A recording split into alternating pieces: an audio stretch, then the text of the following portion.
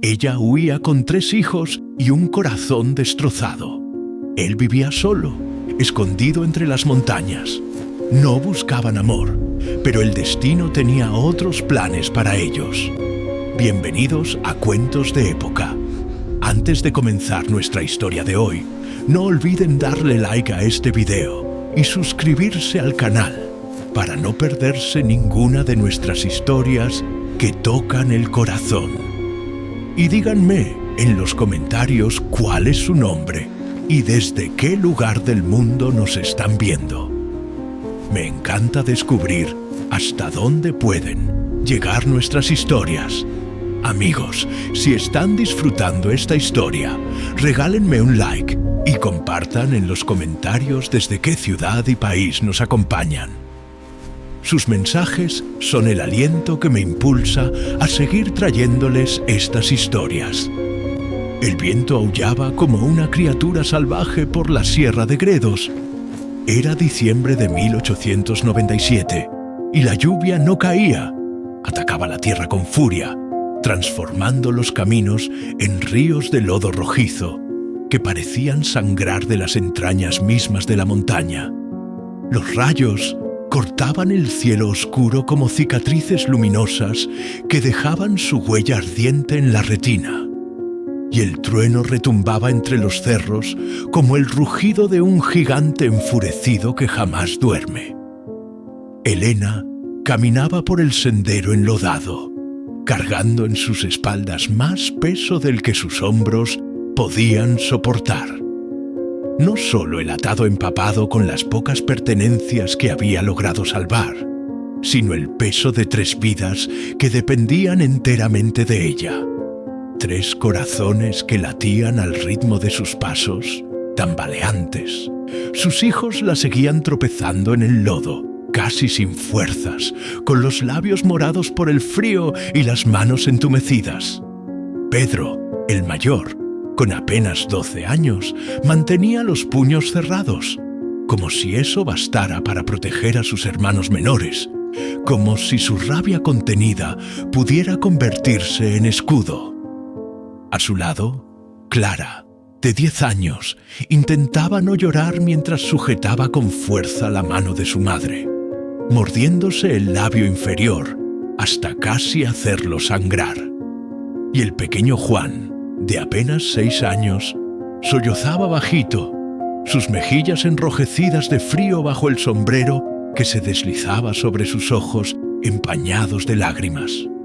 Los 4 eran sombras perdidas en la tormenta, espectros que avanzaban contra el viento. Cada paso, una victoria silenciosa contra la desesperación que amenazaba con devorarlos. Elena ya no sentía los pies ni el rostro. Todo era un dolor sordo y constante que se había vuelto parte de ella.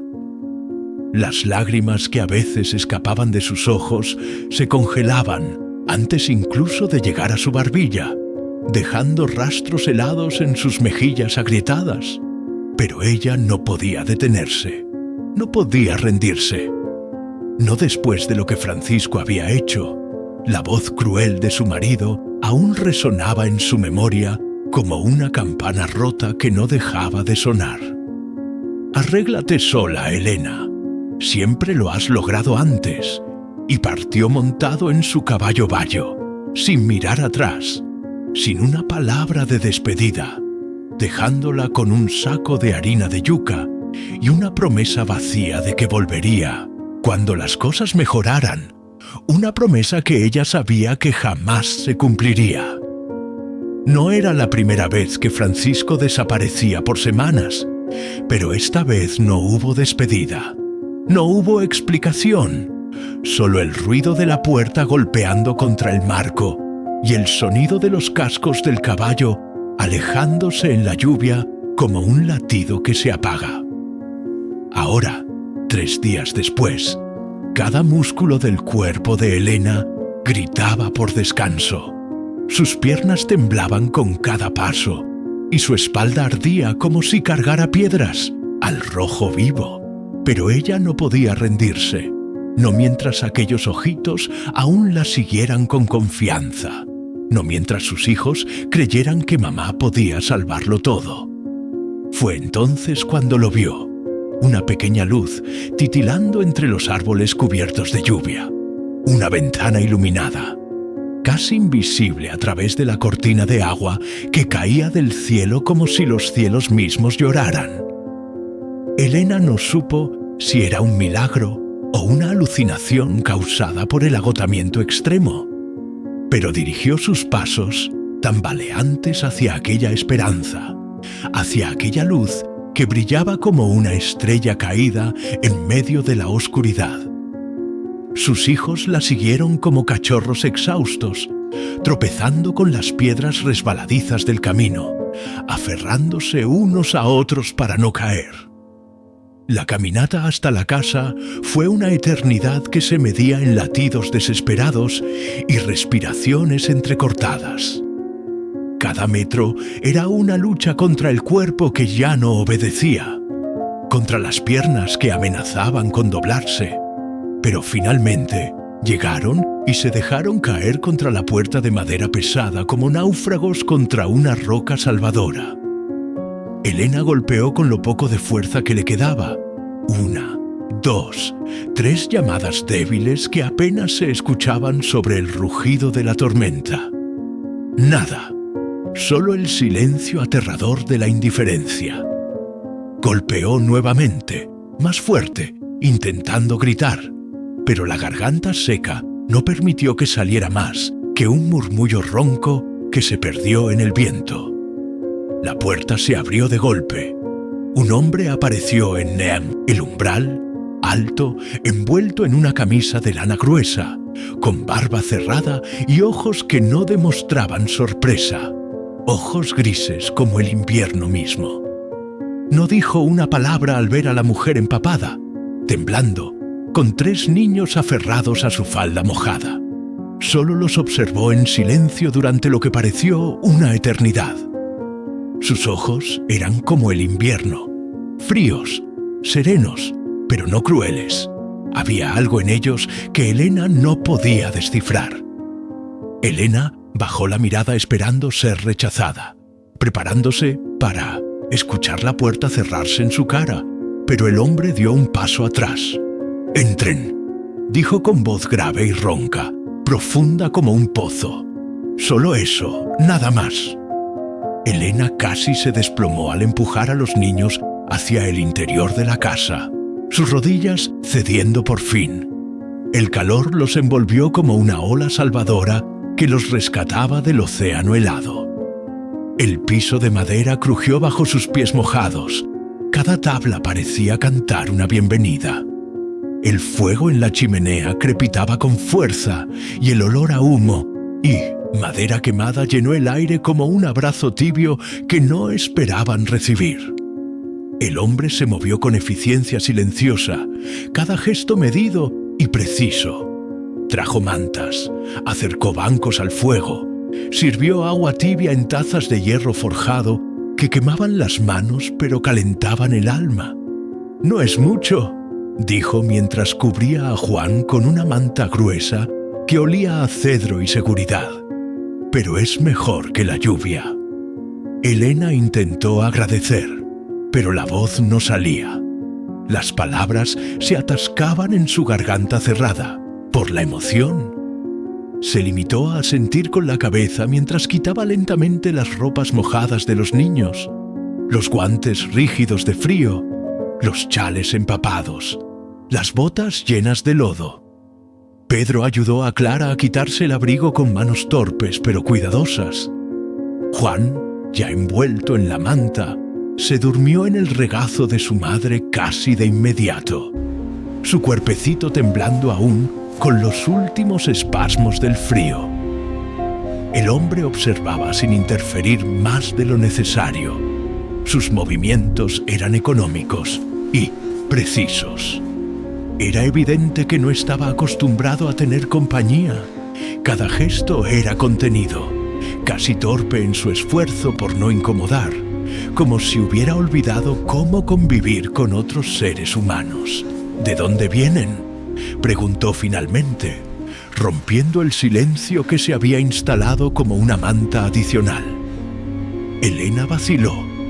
Las palabras se le atoraban en la garganta, pero el calor de la sala, la manera en que él no había preguntado nombres o razones al abrir la puerta, la hizo responder con un hilo de voz.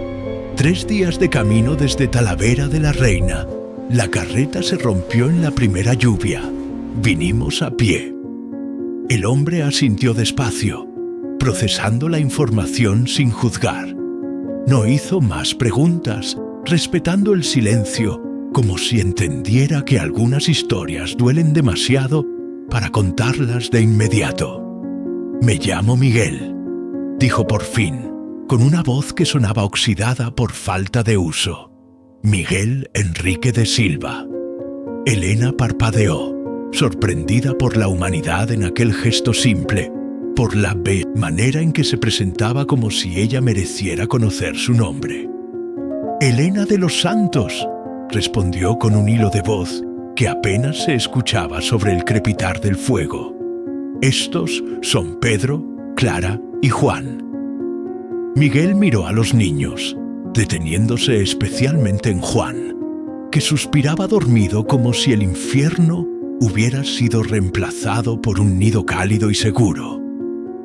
El hombre asintió sin sonreír, pero con algo nuevo brillando en sus ojos, una chispa de algo que llevaba mucho tiempo apagado. «¿Están seguros aquí?», dijo simplemente, y esas palabras sonaron como un juramento solemne. Elena quiso creer, quiso mucho, pero aún no sabía que aquel hombre de palabras secas y alma herida estaba a punto de cambiar sus vidas para siempre. El mañana llegó sin avisos, filtrándose a través de la ventana empañada, como una promesa tímida que no se atreve a gritar.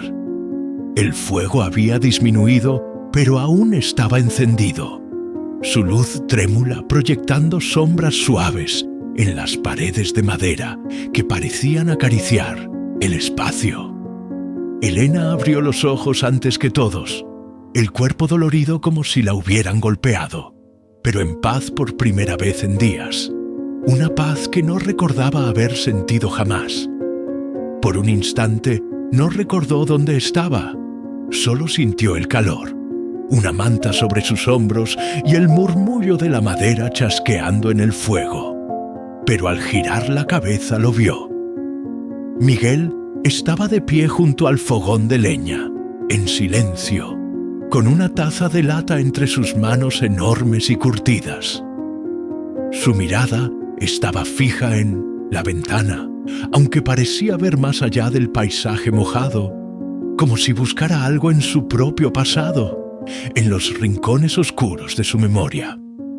Elena se sentó con cuidado, intentando no despertar a Juan, que aún dormía acurrucado a su lado con el pulgar en la boca.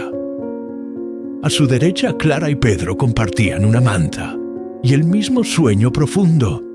Las mejillas ahora son rosadas por el calor que había vuelto a sus cuerpos.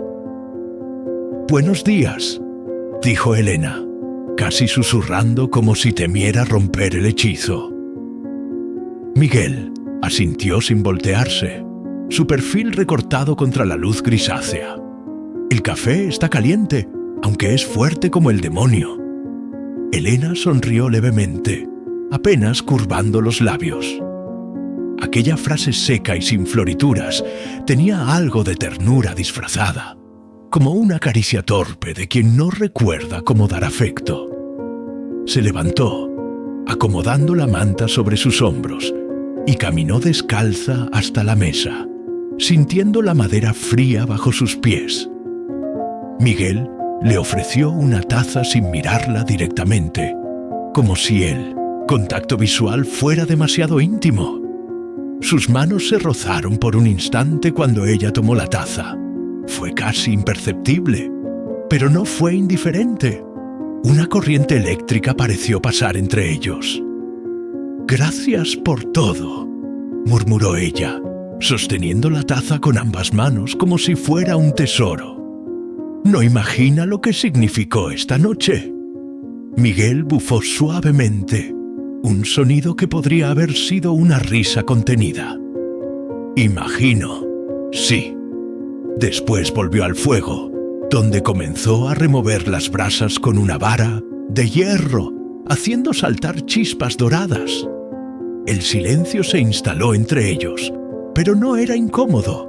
Era el tipo de silencio que solo existe cuando nadie necesita explicar nada, cuando el alma ya comprende lo esencial sin necesidad de palabras. Este lugar es suyo desde hace mucho, comentó Elena, observando los detalles con nuevos ojos. Las herramientas bien organizadas, las tablas del piso cuidadosamente reparadas, los frascos con etiquetas escritas a mano en el estante. No parece de paso. Miguel se encogió de hombros, un gesto que pretendía ser casual, pero que revelaba años de soledad. 20 veranos, algunos más duros que otros, solo, sí. Elena no preguntó por qué, porque entendía que a veces la soledad no se elige, simplemente se queda y echa raíces tan profundas que es imposible arrancarlas. ¿Y por qué abrió la puerta anoche?, preguntó ella con genuina curiosidad. La pregunta lo hizo voltearse finalmente, sus ojos grises buscándola con una intensidad que la hizo estremecer. No dejé la puerta abierta, respondió con calma, con una voz que escondía algo más profundo. Ustedes tocaron y yo escuché, eso es todo. Elena bajó la mirada, sintiendo el peso de algo no dicho. Había una herida en aquellas palabras, pero también una apertura, una grieta en la armadura. Algo se quebraba en la coraza de Miguel, no con violencia, sino con una lentitud dulce, como hielo derritiéndose con el primer sol de primavera. Los niños despertaron poco después, trayendo consigo un remolino de vida que llenó la casa de ruido y movimiento. Juan se arrastró hasta el regazo de su madre con la manta detrás de él como una capa de superhéroe. Clara se desperezó como un gato, aún medio dormida, bostezando con la boca bien abierta. Pedro se sentó en silencio, alerta, como si aún temiera que todo fuera un sueño del que despertaría en cualquier momento para encontrarse de nuevo en el frío. Miguel preparó el atole de maíz sin pedir ayuda, moviéndose por la cocina con la seguridad de quien conoce cada centímetro de su espacio, y lo sirvió en platos hondos de madera tallada a mano. No hablaba mucho, pero sus acciones eran firmes y constantes, cada gesto cargado de intención. Calentó leche, cortó pan, encendió más leña hasta que la casa se sintió como un refugio inexpugnable. Después del desayuno, salió con Pedro a buscar agua al pozo.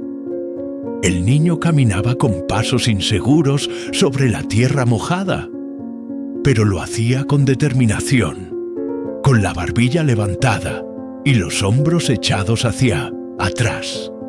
Elena los observó desde la puerta con el corazón apretado y una pregunta sin forma creciendo en su pecho como una enredadera. ¿Qué estaba haciendo ahí y por qué?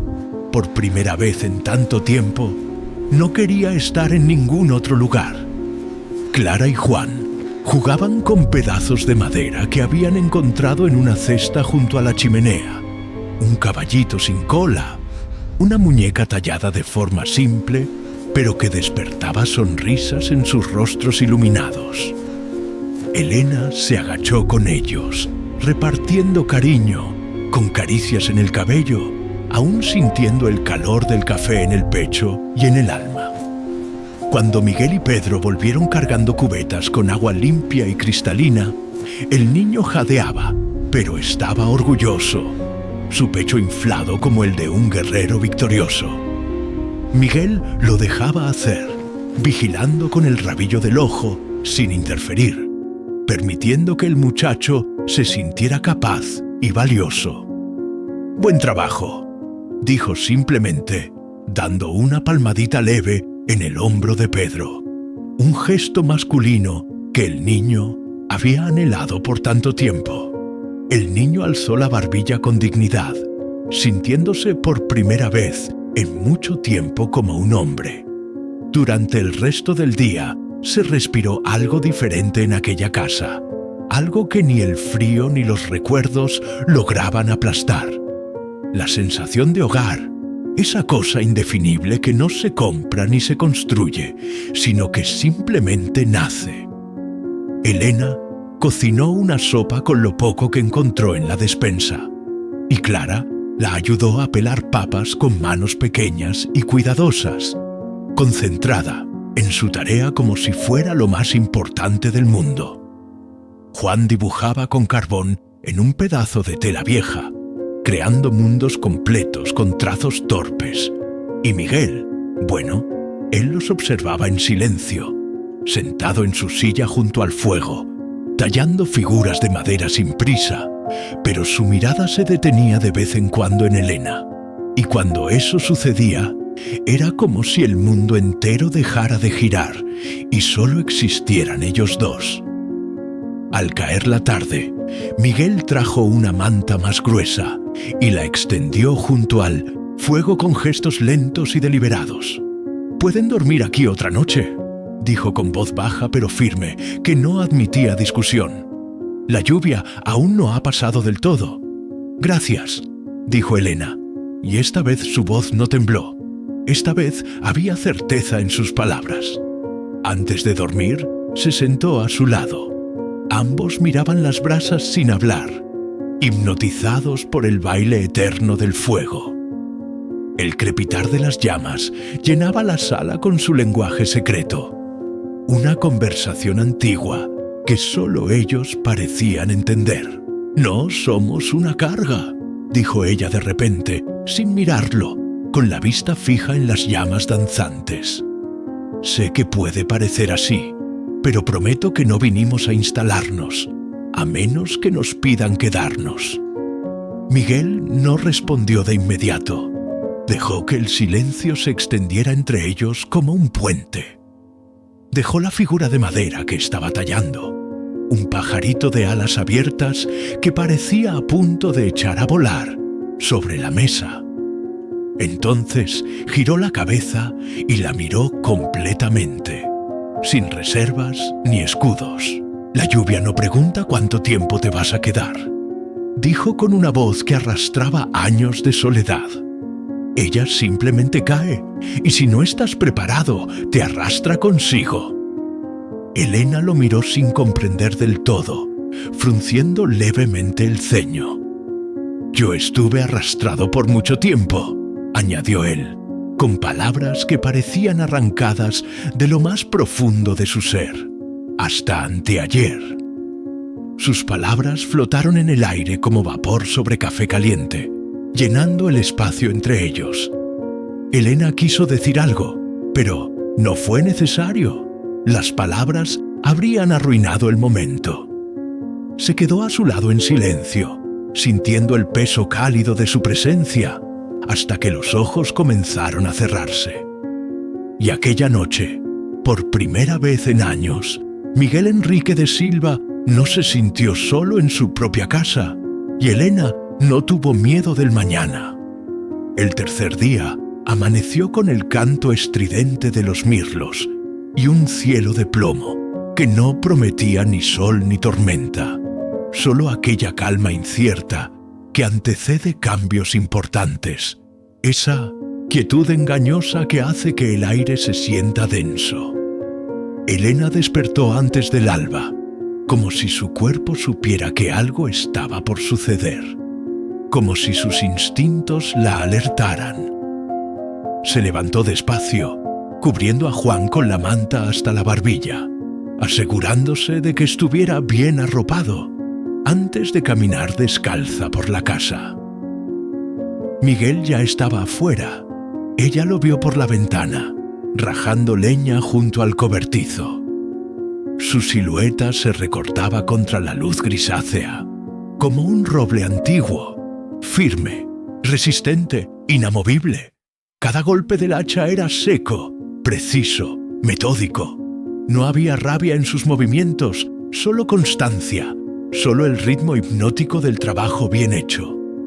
Elena observó en silencio por algunos momentos, con los brazos cruzados sobre el pecho, sin saber exactamente por qué se formaba un nudo en la garganta al verlo así, tan concentrado, tan en paz consigo mismo. No era amor todavía, pero se acercaba peligrosamente, como una marea que sube sin que te des cuenta hasta que el agua te llega a los tobillos. Poco después salió al porche envuelta en su chal, el aire frío mordiéndole las mejillas. Miguel no se sorprendió al verla, como si hubiera sentido su presencia. Solo se detuvo un instante, limpiándose el sudor de la frente con la manga de la camisa a pesar del frío, y asintió como si la presencia de ella fuera tan natural como la llovizna matinal. «¿Frío?», preguntó él, con esa economía de palabras que lo caracterizaba. «No tanto como imaginé», respondió ella, envolviendo el chal más apretado alrededor de sus hombros. Miguel le ofreció un pedazo de leña recién cortada para el fuego, el aroma a madera fresca llenando el espacio entre ellos. «Mejor secarla ahora, antes de que llegue otra tormenta». Elena tomó la madera, sintiendo en los dedos el calor que aún conservaba de la fricción del hacha. Se agachó junto a la pila y comenzó a acomodar los troncos sin que él se lo pidiera, trabajando en silencio a su lado. Durante largos minutos trabajaron así, como dos piezas de un rompecabezas que ya habían descubierto cómo encajar, sus movimientos sincronizados sin esfuerzo. «Pedro me dijo que le enseñaste a usar el hacha», comentó ella, sin mirarlo directamente. Miguel asintió, sus manos continuando su trabajo sin pausa. «Tiene buen brazo, falta técnica, pero eso se aprende con tiempo y paciencia». Elena sonrió, una sonrisa pequeña pero genuina. Él no suele confiar en nadie tan rápido. Es cauteloso como su madre. «Yo tampoco», dijo él, mirándola por primera vez en la conversación, sosteniéndole la mirada. Elena sintió el peso de aquella mirada penetrante. No era incómodo, pero sí intenso, como si Miguel estuviera intentando verla entera, más allá del cansancio, más allá de la madre desesperada, como si tratara de encontrar a la mujer que ella había sido antes de que la vida se partiera a la mitad. Aquella tarde, el ambiente dentro de la casa fue diferente, más cálido, más vivo, como si las paredes mismas respiraran con más libertad. Los niños jugaban junto a la chimenea con una energía nueva que parecía brotar de la seguridad recién encontrada. Clara había encontrado un retazo de tela y lo transformaba en muñeca con la ayuda de su madre, sus dedos pequeños trabajando con concentración absoluta. Pedro leía una hoja que Miguel le había dado, una página suelta de un libro antiguo de historias de caballeros y dragones, e intentaba pronunciar las palabras difíciles en voz alta, su lengua tropezando con las sílabas complejas. Y Juan no se apartaba de Miguel. El niño lo seguía como una sombrita pequeña, con la devoción incondicional de los muy jóvenes. Ayudaba a poner leña, imitaba sus pasos con exageración cómica, preguntaba si los mirlos tenían nombres propios y si las estrellas se apagaban durante el día. En cierto momento, hasta se subió a su regazo sin pedir permiso, con la naturalidad con que los niños se entregan cuando se sienten protegidos, cuando saben que los brazos que los sostienen no los dejarán caer. Miguel no, lo apartó, acomodó mejor la manta en el niño y continuó tallando madera, como si aquel cuerpecito pequeño fuera parte de su rutina desde siempre, como si estuviera hecho para sostener niños. «¿Qué estás haciendo?», preguntó Juan con voz somnolienta, sus párpados peleando contra el sueño. «¡Un pajarito!», respondió Miguel con paciencia infinita. «Para tu hermana. Pero si quieres uno, puedo hacer un caballo». Juan asintió con entusiasmo, los ojos brillando con emoción renovada. «Uno grande y manso. Los más grandes suelen ser los más mansos», dijo Miguel, sin mirar a Elena, aunque sabía que ella escuchaba cada palabra, aunque podía sentir su mirada sobre él. Después de la cena, cuando los niños ya dormían y solo quedaban el siseo del fuego y el canto distante de algún búho cazando en la noche, Elena y Miguel compartieron un último café junto a la chimenea, sus tazas humeantes creando espirales de vapor en el aire. No era costumbre, pero estaba comenzando a convertirse en un ritual silencioso que ninguno de los dos quería admitir que esperaba con ansiedad. «Gracias por el día de hoy», dijo ella, mirando las llamas con ojos que reflejaban su luz dorada. «Por dejar que ellos se quedaran cerca, por tratarlos con tanta paciencia. Pedro necesitaba sentirse útil, necesitaba un hombre que le enseñara sin gritarle. Clara necesitaba reír sin miedo de las consecuencias. Y Juan, bueno, Juan solo necesitaba a alguien como tú, alguien que no lo hiciera sentir que es una carga». Miguel bajó la mirada a su taza, como si no supiera qué hacer con tanto agradecimiento, como si las palabras de afecto lo incomodaran más que cualquier reproche. «No hice nada del otro mundo. Eso es lo más especial», replicó Elena con suavidad.